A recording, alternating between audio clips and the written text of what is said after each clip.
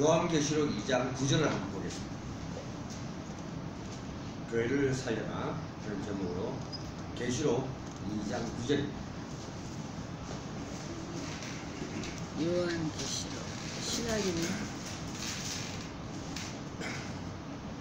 신약성경 맨 마지막 몇 장? 2장 9절입니다. 한 절이니까 한 목소리로 함께 보도록 하겠습니다. 내가 너 한남과 궁핍을 아는 실상 내가 구한 자니라. 자칭 예의나 하는 자리에 대감도 아는 실상은 예의이 아니요 사랑이라. 아멘. 아멘.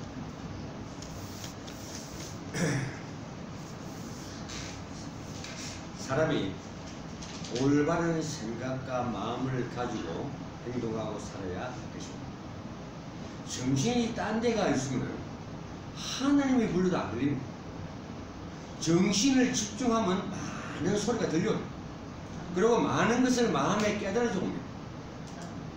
오늘 말씀의 교훈이 나의 삶에서 적용되어야 할 것으로 말씀을 드리겠습니다. 가장 중요한 시작은 먼저 내가 힘을 얻는 것입니다. 여러분이 힘을 얻지 못하면 모든 것이 어려워집니다. 그러나 힘을 가지고 있으면 내 주위에 있는 사람을 살릴 수가 있습니다. 말씀의 능력이 있어요. 그러면 기도의 능력을 가진다면 흑암의 세력이 꺾어집니다. 초대교회는 사람 살리는 힘을 가지고 있었습니다.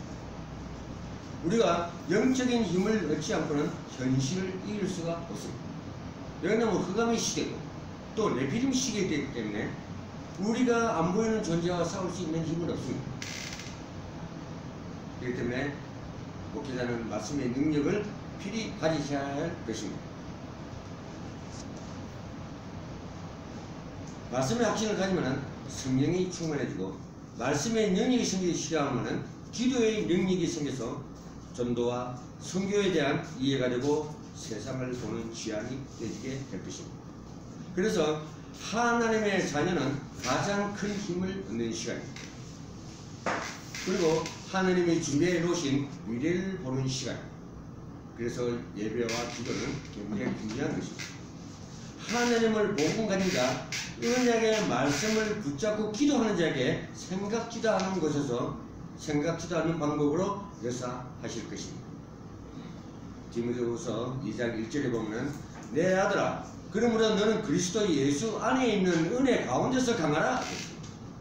꼭 이 힘을 얻으시기를 예수 그리스도의 이름으로 소망드립니다. 아멘. 오늘 저와 여러분이 승리하고 또 승리하기 위해서 붙잡을 말씀이 교회를 살리라는 제목. 교회가 무엇이냐고 했을 때 교회는 복음 가진 자를 불러낸 자들이 모임을 교회라. 그리고 예수 그리스도를 영접한다. 그리고 예수가 그리스도로 고백된 자들이 모여서 예배하는 것이 바로 교회입니다. 구약 시대는 칼이라고 했고 신약 시대는 에클레시아라고 해서 에크라는 말은 밖으로 불러내다. 다시 말하면 흑암으로부터 불러내다는 의미를 갖고 있습니다. 그래서 하나님께서 아브라함 잘 살고 있는 너 아비 본토 집을 갈 때 우리서 떠나라 그러잖아요. 왜냐면 그 안에 있으면 같이 죽기 때문에. 그렇기 때문에 하나님께서는 아무리 하나님 자녀라 해도 죽음의 구름통에 같이 휩쓸려 있으면 같이 죽는다는 사실입니다. 교회는 고린도전서 3장 16절에 너희가 하나님의 성전인 것을 하나님의 성령이 너희 안에 거하는 것을 알지 못하느냐고 했습니다. 그래서 구원받은 성도 한 사람 한 사람이 모이는 곳이 교회입니다. 그래서 구원받아 성령이 하나님께 거하시는 곳 그 한 사람을 보고 성전 그리고 교회라고 합니다. 마태복음 18장 1절에서 20절의 말씀을 보면 예수의 이름으로 모인 곳 그것이 바로 교회라고 했습니다. 건물 장소의 의미보다는 예수의 이름으로 모인 한 사람 한 사람 그리고 그 모임 자체가 교회라는 것입니다. 그리고 교회는 하나님의 계획을 이루는 곳 그것이 바로 교회입니다. 하나님의 계획이 무엇입니까? 비주도 그것이 바로 교회의 사명인데 복음 안에 있는 축복을 누리는 것입니다. 목회자는 성도들의 예배에 집중을 시켜야 돼요. 메신저가 할 일은 성도들이 예배에 관심을 갖고 집중하도록 만들어주는 것이 예배자입니다. 그런데 가만히 보면 성도들은 그렇죠. 날씨 춥고 비가 오고 눈이 오고 하면은 교회 갈까 말까 이러죠. 목사는 안 그러잖아요. 그 사명이기 때문에 비가 오나 눈이 오나 추우나 몸이 아파서 은근먼근 길 정도가 돼도 강대상에 올라가서 설교를 한다는 얘기예요. 그거 자체는 누구든지 맡기지 않는다는 사실입니다. 그것이 내가 하나님의 사명의 부르심에 대한 응답입니다. 그리고 교회는 하나님이 나를 부른 목적, 그리고 중직자 시대에 은둔 세상을 치유하는 교회가 되어야 됩니다. 중직자는 최소한의 말씀의 학식 정도를 가져야 됩니다. 평신도는 믿음의 학식 정도를 가져야 됩니다. 그리고 목회자는 말씀의 능력이 있어야 됩니다. 예, 그래야만이 하나님이 맡긴 양들을 살릴 수가 있습니다. 그런데 지금 중직자들 보십시오. 권사 장로님들 정말 그들이 복음을 갖고 있느냐? 그러다 보니까 동남풍이 한번 불면 다 날아가 뿜니다. 그러다가 일이 물려가면은 그 일이만 타다고 있습니다. 왜? 내 탓이요 해야 돼요. 내가 말씀을 메신저가 잘못 전했기 때문에 갈급하고 방황하고 헤매다가 일인데 잡힌다. 그렇기 때문에 참 우리 목회자들의 사명이 생명보다 귀중합니다. 복음을 가지고 삶을 회복하는 것이 바로 교회입니다. 복음을 가지고 세상을 사는 것이 교회입니다. 병들어가는 세상, 하나님을 만나지 못해 영적 문제를 미쳐가는 세상, 이걸 살리라고 우리를 전도자로 불렀고 전도자의 삶을 살아달라고 하나님께 부르십니다. 남한 장군의 그 문둥병이 원인을 한번 치유해야 되겠죠? 예? 한국 교회의 문제를 한번 치유해야 됩니다. 해결되는데 그 원인조차는 모르더라는 사실입니다. 간단하잖아요. 로마가 270년 동안 압제 생활을 당하다가 기독교가 국교가 되니까 종교주의자들이 어린이 뭡니까? 부가 걸리기죠. 그대로 세습돼서 내려와서 지금 한국 교회 가운데 또 하나님의 섭리하는 한국 교회에 그것이 목회자 우상으로 되어버렸다는 사실입니다. 구약시대는 교회를 가지고 파수꾼이라고 했습니다.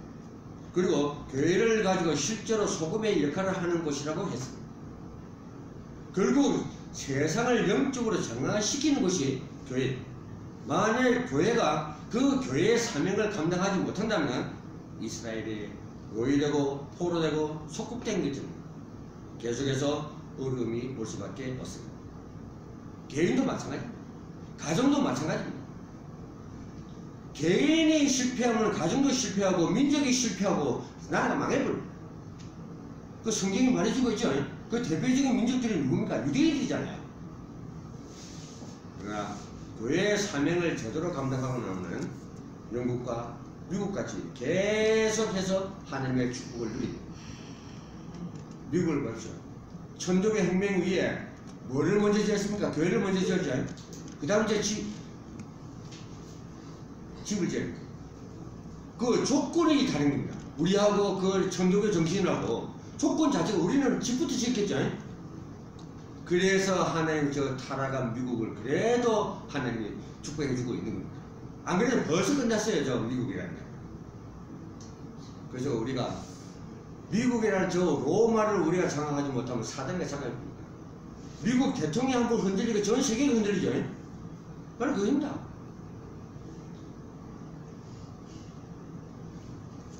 교회가 사명받지 못하도록 사단이 계속 공격하고 교회를 파괴시킵니다.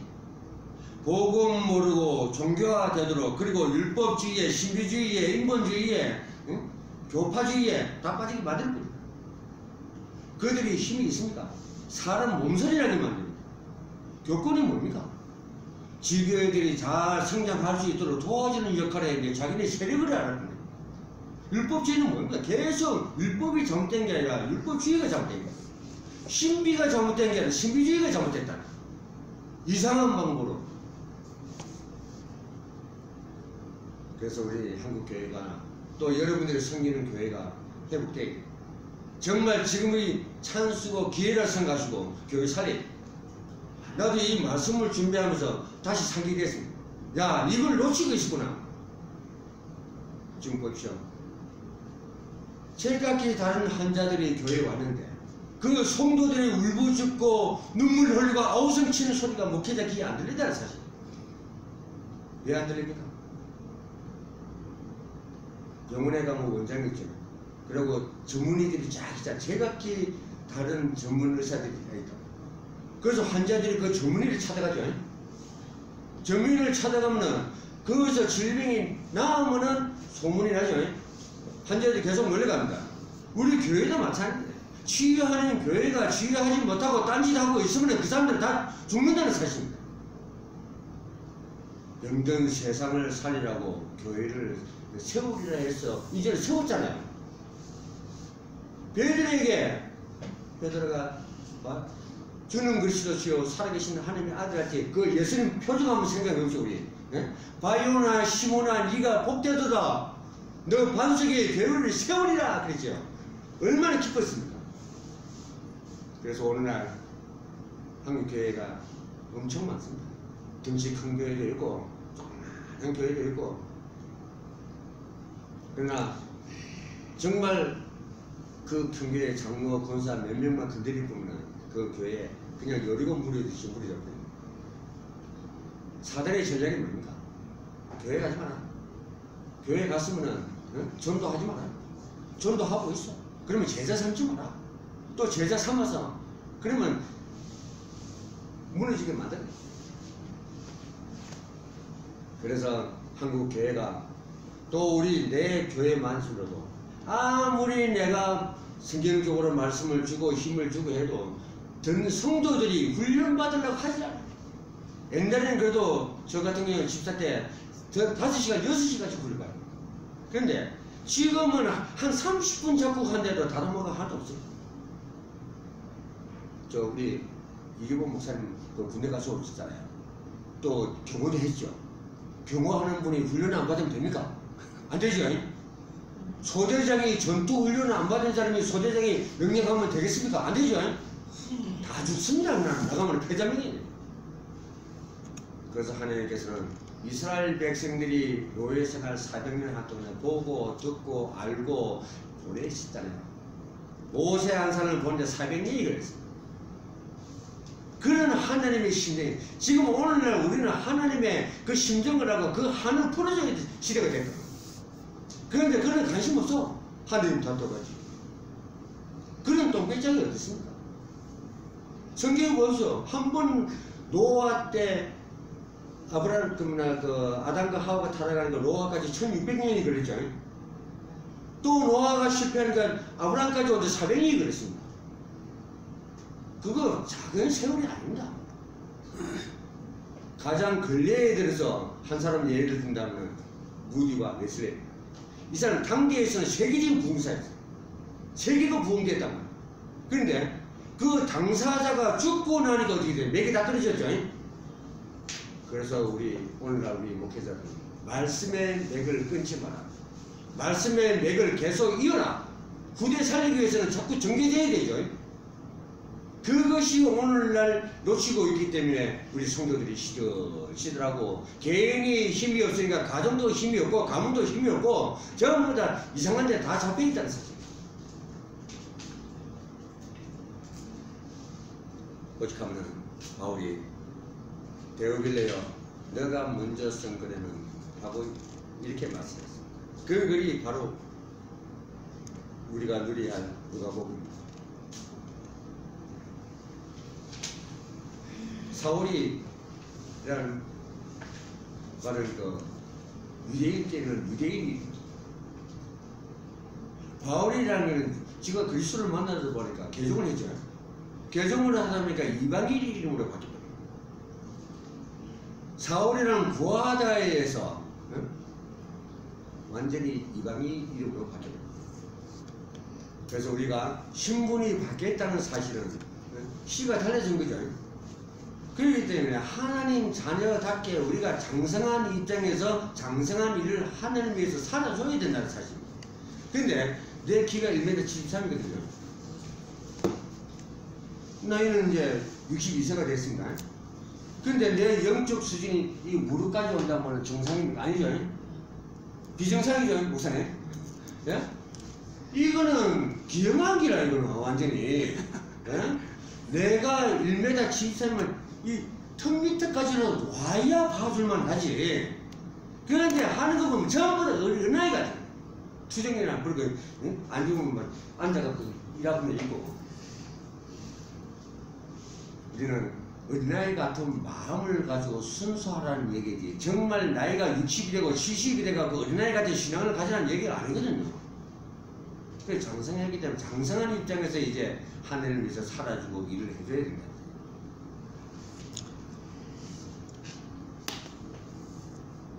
그럼 우리의 말씀을 듣고 또 전도하는 데 가서 증거하는 게 무엇입니까? 그 복음의 내용이 무엇이겠습니까? 이것을 바르게 알고 시작을 해야 됩니다. 저와 여러분이 교회를 살리고 응답받기 위해서는 가장 중요한 것이 바로 바른 신앙 고백에서부터 시작되는 것입니다. 베드로가 주는 그리스도시요 살아계신 하나님의 아들이라는 그 고백보다도, 바울이 죽으나 사나 주의 것이라다 그 고백보다도, 내가 갖고 있는 사상, 철학, 신분 이게 다 배설물과 같다고 하는 그 고백보다도 저와 여러분이 더 위대한 고백이 오늘 나와야 됩니다. 아멘. 네? 그들보다 더 위대한 고백을 우리가 할 수 있어야 됩니다. 그래야만이 정말 하늘의 자녀다. 저와 여러분이 뭐 내세울 수준이 있습니까? 근데 사람들은 집사가 돼갖고 혼사가 돼갖고 장로가 돼갖고 목사가 돼갖고 수준 얘기를 합니다. 진화는 수준이 없는데 그거는 율법적인 사람들이에요. 정말 복음 가진 자는 하나님의 신분, 하나님이 너는 하나님의 자녀다 하는 신분을 자꾸 세워줘야 힘을 얻어요. 그런데 자꾸 수준을 얘기합니다. 뭐 자랑할 것도 없는데. 그렇기 때문에 우리는 하나님의 자녀다는 신분을 이 세상 사는 동안까지 우리는 그것을 누려야 됩니다. 그래서 마가복음 10장 45절에 보면 인자가 온 것은 섬김을 받으러 온 것이 아니라 섬기려고 왔고 자기 몸을 대속물로 내어주기 위해 왔다고 말씀했습니다. 왜 그렇게 오셨습니까? 디모데전서 1장 13절에서 14절에 보면 전에는 해방하는 자였고 핍박하는 자, 호행하는 자였어요. 누가? 바울이죠. 그리스도 안에서 은혜, 믿음과 사랑과 함께 넘치도록 풍성하였다고 바울은 고백하고 있는 것입니다. 결국 오래된 저주와 재앙을 해결하기 위해서 이 땅에 오신 것입니다. 그게 뭐냐? 창세기 3장 1절 5절에서 선악과 사건이 일어났죠. 그 다음 창세기 6장에서 뭔 일이 일어났습니까? 노홍수 심판이 일어났죠. 그리고 창세기 11장에서 뭐가 일어났습니까? 바벨탑 사건이 일어났죠. 그러면서 그게 자꾸 연계돼서 오늘날 그리스도가 온 목적이 뭡니까? 그렇게 타락하고 속국되고 노예되고 하는 그때부터 우리가 누구인데 다 뺏겠습니까? 사단인데 다 뺏기죠. 이 세상을. 세상의 주관자가 사단이가 되었다. 그런데 우리가 목사님이나 저나 가서 사단인데 가서 야, 자 우리인데 돌려주라 하면 사단이 돌려주겠습니까? 안 돌려주죠. 그래서 죄 없고 흠없는 우리 예수 그리스도가 이 땅에 오셔서 빼앗긴 세상을 다 찾아줬는데 지금 또 뺏기고 있죠. 지금 프리메이슨이나 뉴에이지 같은 사람들은 정치, 경제, 문화권을 전 세계적인 조직으로 세계를 무너뜨리고 있다. 그런데 교회는 뭐하고 있습니까? 동네 조직도 없다. 그런 저 차원을 그 차원을 싸워서 이길 수 있겠습니까? 더군다나 안 보이는 존재고. 그렇기 때문에 우리는 계속해서 자기 신분에 맞게끔 직책에 맞게끔 자꾸 업그레이드가 돼야 됩니다. 하나님 다음으로 지혜로운 사단은 세상을 무너뜨리고 있는데 우리는 조직도 없이 무방비 상태에서 그냥 당하고 있더라. 교회 안에 우상이 뭔지도 모르고 그 우상에 빠져서 다 넘어지더라. 그러면서 아이고 하나님 우리 교회 성도들이 딴 데 잡혀갔습니다. 시살 빠지는 거야. 지금 한탄을 하고 있는 거야. 그거 왜 한탄합니까? 내 잘못인데. 말씀은 영원히 목마르지 않는 생명수와 같은 말씀이라고 했는데 만약에 예수님이 떡집 아들로 왔으면 이해됩니다. 그 떡을 먹이는 거 예수님은 떡집 아들로 온 것도 아니고 물장사 아들로 온 것도 아니다는 사실입니다. 그럼 뭡니까? 하나님의 말씀을 바로 들었으면 바로 전개해야 하늘에 맡긴 양들이 살아나. 그 두 아들 비유가 나오죠 성경에. 큰 아들은 아버지가 농사에 가서 밥 좀 가르라 하니까 예 아버지 간다 해놓고서는 안 했죠. 그는 뭐냐? 겉은 멀쩡한데 속이 썩어 문드러진 인간이에요. 그리고 작은 아들은 가지 않겠다는 거 같죠? 그거는 겉은 썩어 문드러진데 속이 그래도 안 썩었더라. 그리고 우리는 두 사람이 비유가 돼서는 안 됩니다. 우리는 무조건 겉과 속이 쌩쌩한 사람이 돼야 됩니다. 그렇기 때문에 그 정도 돼야 우리 육신이 귀한 게 바로 그겁니다. 하나님이 왜 우리와 함께 하느냐? 우리 육신이 더럽고 썩어 문드러지면 함께 하기 싫겠습니까? 안 하죠? 그렇기 때문에 우리 육신도 매우 중요하다는 겁니다. 하나님도 하나님에 맞는 옷, 우리 인간을 선택하듯이 마귀도 지인에 맞는 옷을 누굽니까? 우리를 택합니다. 사실적으로 봅시다. 저 무당을 보면 살아있는 귀신을 봅니다. 예? 맞죠? 마귀도 지인제 보조자들 쓰기 위해서 그 사람의 육신을 빌는데 하나님만큼 지혜로운 게 바로 사단입니다. 그렇기 때문에 우리는 최소한의 말씀을 떠나서는 안 됩니다. 더군다나 사단의 공격 이유가 뭡니까? 바로 목회자가 사모입니다. 그 다음 제2호가 권사님과 장로들입니다. 그걸 무너뜨려야 됩니다. 그렇기 때문에 우리는 말씀의 확신을 가지고 말씀의 능력이 있으면 성도들도 살리고 사단의 권세에서 완전히 결박시키는 놀라운 역사가 저와 여러분들에게 임만할 줄로 믿습니다. 아멘. 그리고 우리가 붙잡아야 할 첫 번째 신앙고백이 뭡니까? 오래된 재앙을 해결하신 그리스도를 이것을 실제로 붙잡고 신앙 고백할 때 교회의 축복을 누리게 됩니다. 그래서 요한일서 3장 8절에 보면 하나님의 아들이 나타난 것은 마귀의 일을 멸하려 하십니다. 사단의 권세를 깨뜨리신 그리스도, 흑암의 세력을 깨뜨리신 그리스도, 이것을 신앙 고백하는 것이 바로 교회입니다.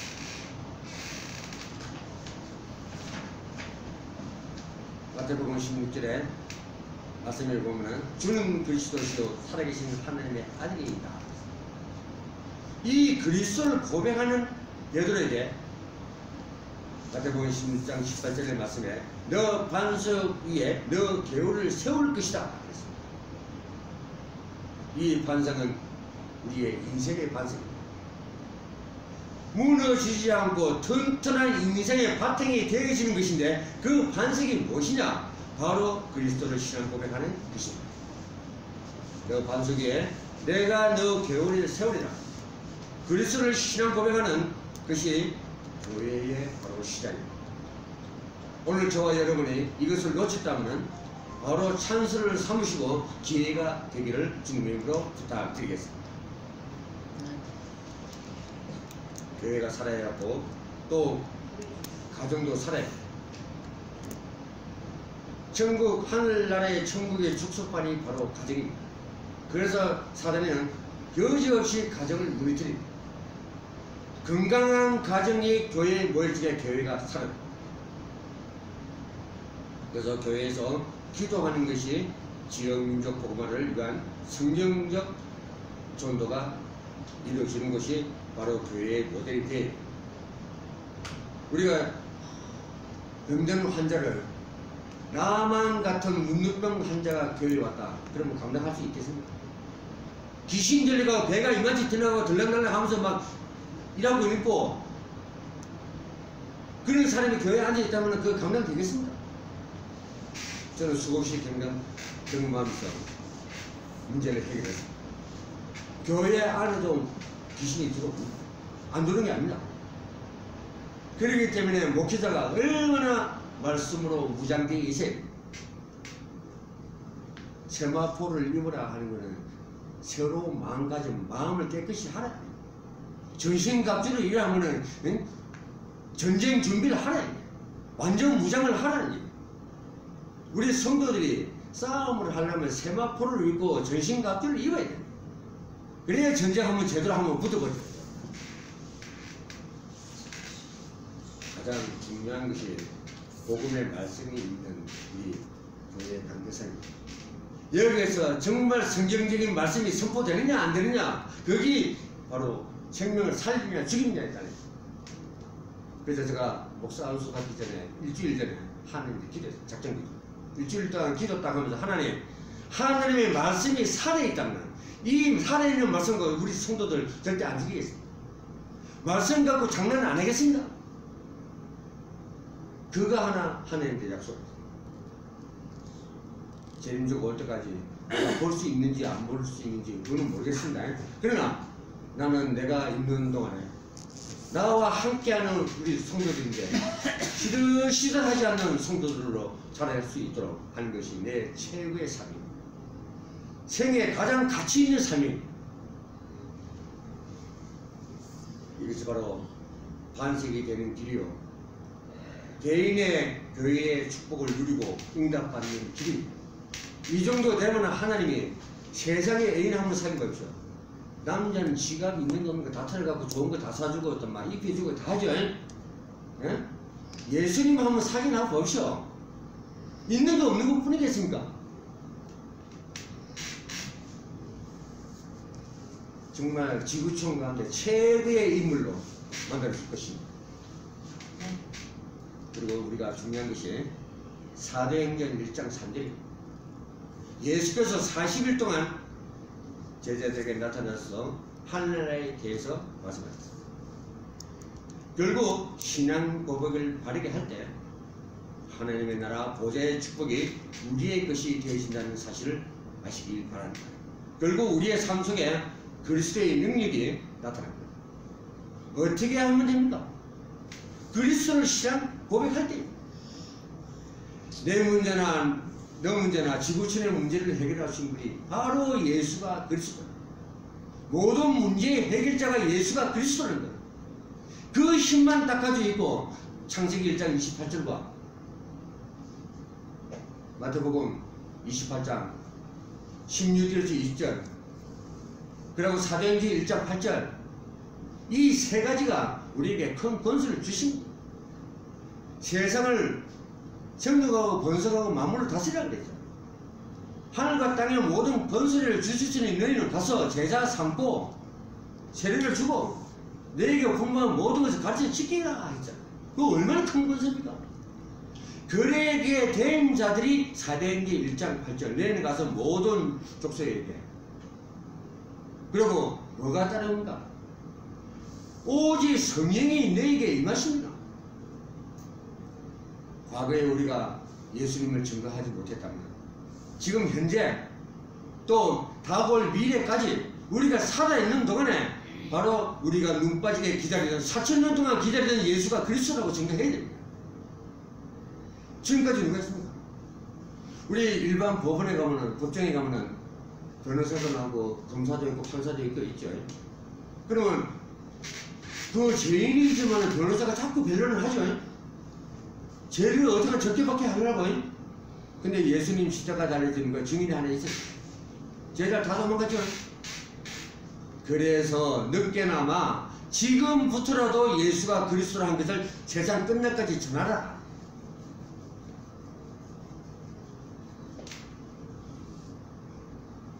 성령은 우리에게 분명히 말씀하고 계십니다. 원수의 모든 능력을 제어할 권능을 저와 여러분에게 주셨다고 했습니다.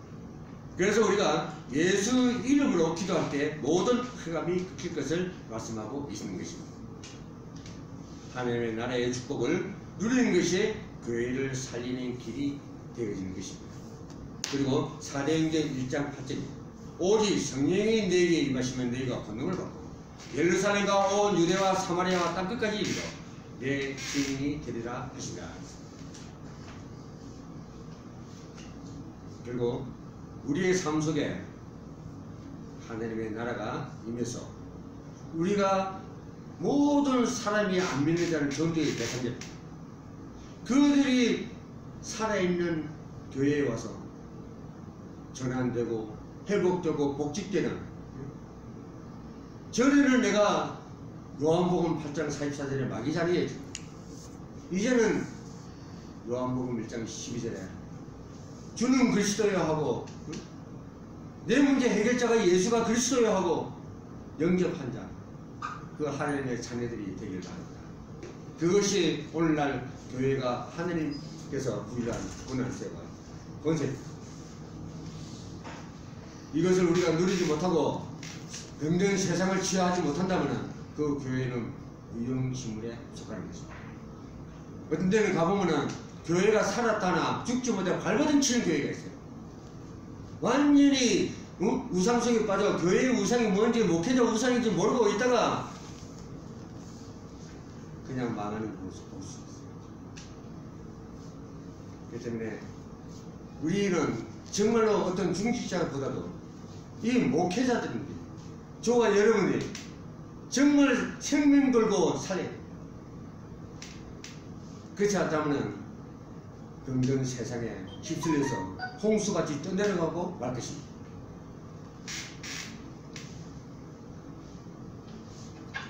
저와 여러분이 오늘 해결해야 할 중요한 내용이 무엇이겠습니까? 세상에 말씀의 확신을 가지셔야 합니다. 여기는 누구를 대상으로 하냐? 바로 권사와 장로들을 얘기합니다. 목회자는 말할 것 없이 말씀의 능력이 다 임하게 되어 있습니다. 각자가 하나님의 사명을 다 줬습니다. 학자가 목사가 될 수 있겠습니까? 학자는 그냥 책만 쓰고 있는 게 그것이 탤런트야. 저보다 더 업그레이드 됐다면은 강의도 잘 하면서 설교도 잘하고 그러면 금상첨화. 그렇기 때문에 우리는 10가지 20가지 잘하는 것도 좋습니다. 은사를 받았어요. 그렇지만은 일단은 1단계가 뭐냐면 목사님들은 말씀의 능력이 임하면 성령의 은사는 보너스로 따라옵니다. 생명 더 살리라고. 저 죽어가는 인간들 더 살리라고. 오늘날 이 시대 교회 가운데 나만 장군 같은 사람 한 사람만 앉아있다. 세상이 어떻게 됐습니까?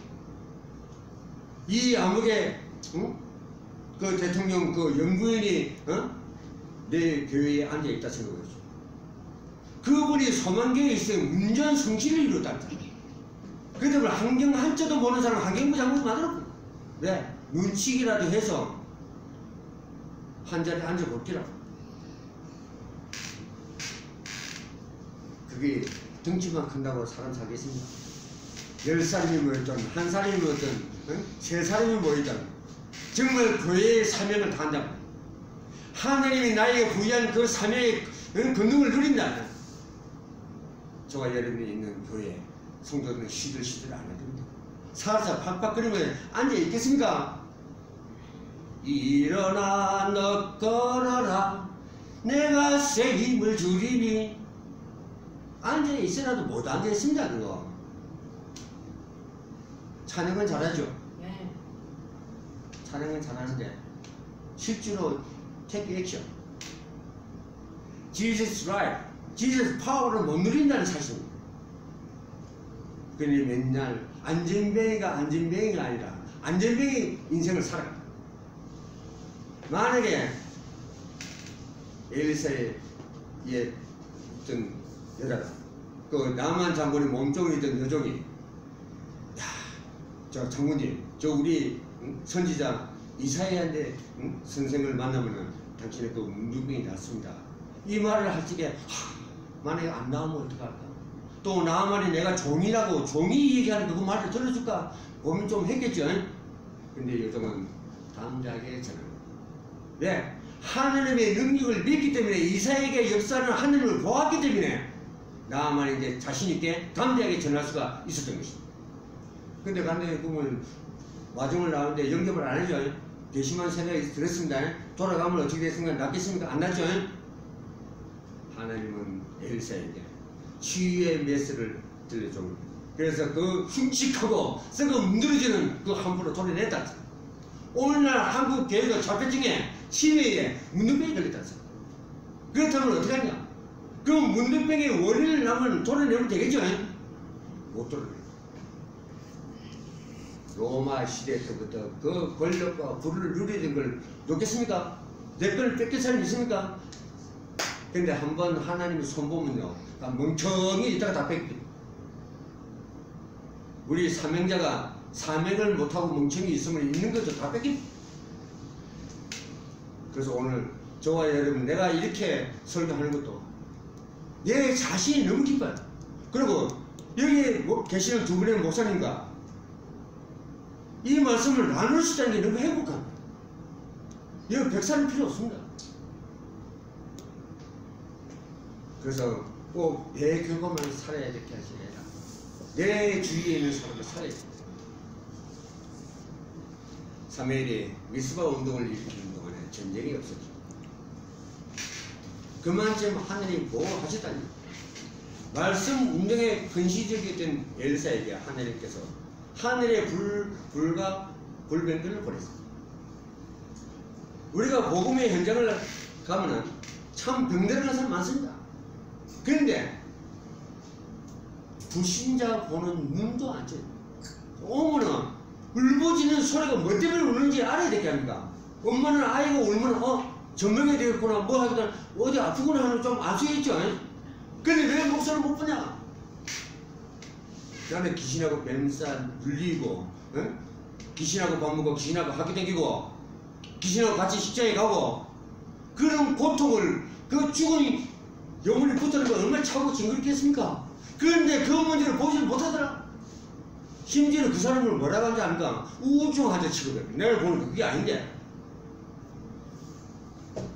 의사가 오진을 하면 어떻게 사람 죽이죠? 성도들이 울부짖는 소리가 바로 뒤에 바로 들려야 돼. 그래야 그 문제를 해결할 수가 있습니다.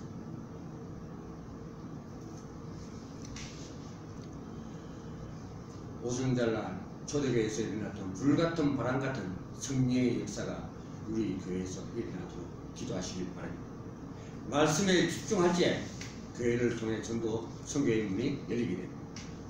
예배에 집중하면 말씀에 집중이 됩니다. 근데 예배에 막 갈까 말까 하고 와도만 우리 친구 만나면 되지 하면은 그 말씀에 집중이 안 됩니다. 스마트폰 잡고 실험하고 있고 일하고 있고 이건 뭐 난 말 안 해준다 그 아야. 우리 성도들 앞에서 그래 한다 하더라. 그게 내 탓이요. 진짜 봉창 치는 소리 한번 천둥 같은 소리가 한번 때려보이소 가슴이 팍 터져버리죠. 찬양을 불러도 선지자, 제사장, 왕같은 신분이 회복된 찬양을 해야 악신이 떠나지. 안 그러면 노이즈와 같은 귀신이 갖고 놀아버려. 나는 그 찬양의 위대함을 체험했습니다. 부탁 사역을 하면서. 떠나더라 얘기야. 다윗이 그걸 누리잖아요. 전쟁터마다 선가자, 찬양자 앞에 서갖고 그 권능을 누리는 자가 정말 찬양사예요. 그게 하나님과 소통되는 찬양이에요. 소통이 안 되면 만사부통이잖아요. 창세기 3장에서만 하나님과 수수관계에 끊어진 게 아닙니다. 지금도 이 시대를 살아가는 저와 여러분이 하나님과 수수관계에 끊어지고 소통이 끊어지고 하면 어떻게 됐습니까? 절망 가운데 빠진다.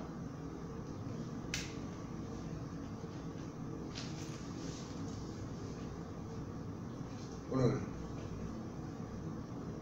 내가 섬기고 있는 교회가 정말 하나님의 말씀으로 5명이 됐든 10명이 됐든 그 성도들이 살아나길 바랍니다.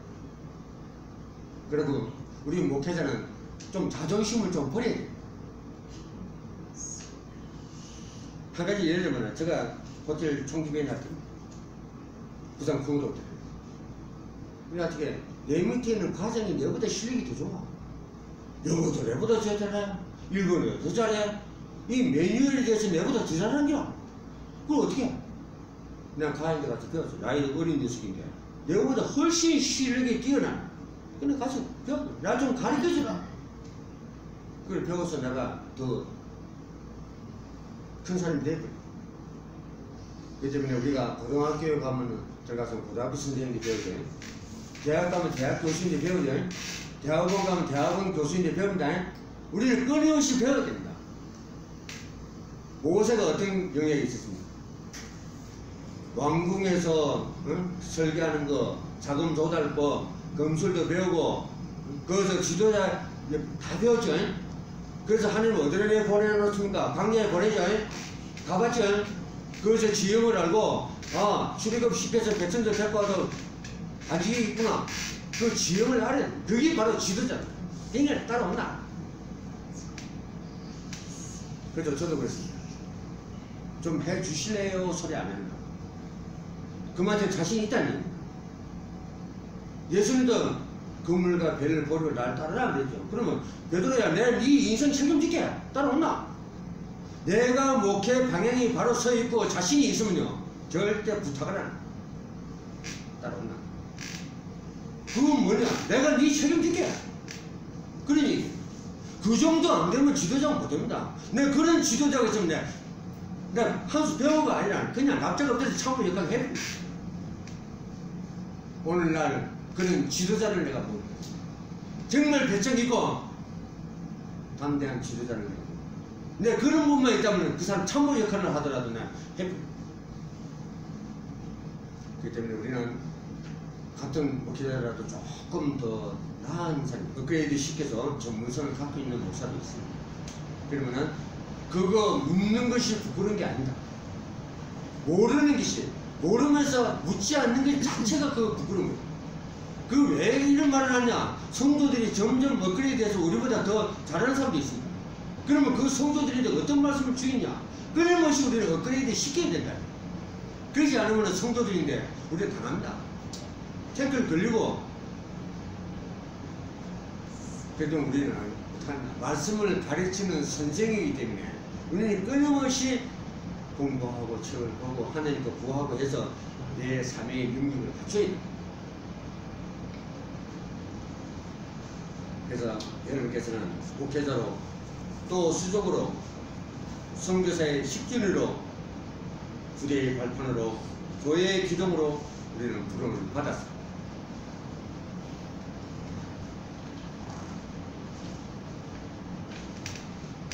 어떻게 이 응답을 받을 수 있는지 기도는 1대1입니다. 하나님께 구하십시오.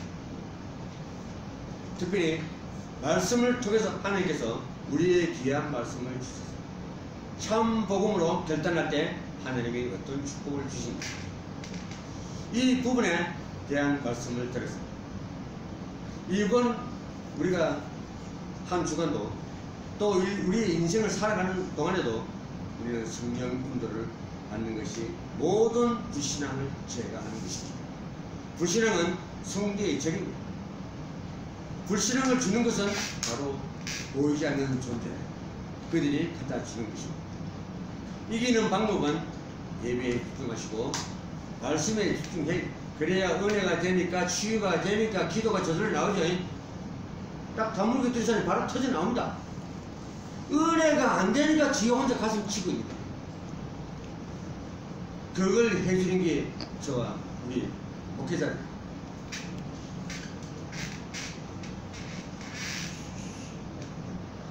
우리는 바른 성경관을 발판으로 삼아 바른 영적 상태로 들어갈 때 우리는 승리할 수밖에 없습니다. 그래서 여러분들이 모든 불신앙과 염려, 인본주의와 고정관념을 내려놓으시고 삶 속에서 여러 가지 갈등이 있다 하더라도 그 갈등을 갱신하는 기회가 되시길 부탁드리겠습니다. 모든 물질관계, 인간관계, 복음 속에서 문제를 띄워놓고 그래서 참 복음으로 결단하는 응답의 시간이 되어야 될 것입니다. 공식 예배는 계속 참여하도록 우리 목회자가 해. 어떤 방법이든 간에 우리는 성도들이 예배에 관심을 가질 수 있도록 집중할 수 있도록 하는 것이 최고의 1단계입니다. 아브라함 같은 경우에는 애굽에 나와서 배들로 롯과 떼어주고 가나안 땅으로 결단을 하고 그러면서 언약을 회복하고 예배를 회복하고 단을 쌓고 기도 속으로 들어갈 때 하나님께서 아브라함에게 영원한 축복을 허락하셨습니다. 그래서 여러분들이 예배를 집중하고 결단하는 시간이 되시고 하나님이 정말 내 이 개인이 복음을 회복하고 가정에 복음이 회복되어 교회가 언약 속에서 새롭게 시작하며 응답받을 수 있도록 인도해 주옵소서 하고 기도하시고 교회를 살리는 응답 속에 서시기를 예수 그리스도 이름으로 당부드리겠습니다. 감사합니다. 아멘.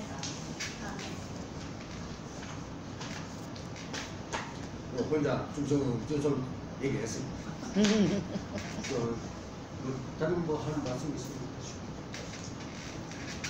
저는 하고 이제 찬양 여러분들이 특성하면서 공감하는 시간.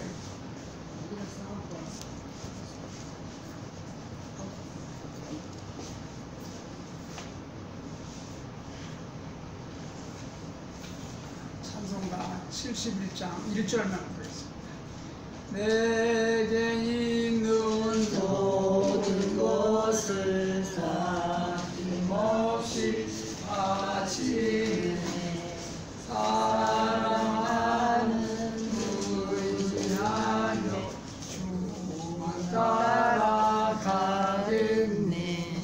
주께 드리네 주께 드리네 사랑하는 구주 앞에 모두 드리네. 감사합니다. 아멘. 끝났나?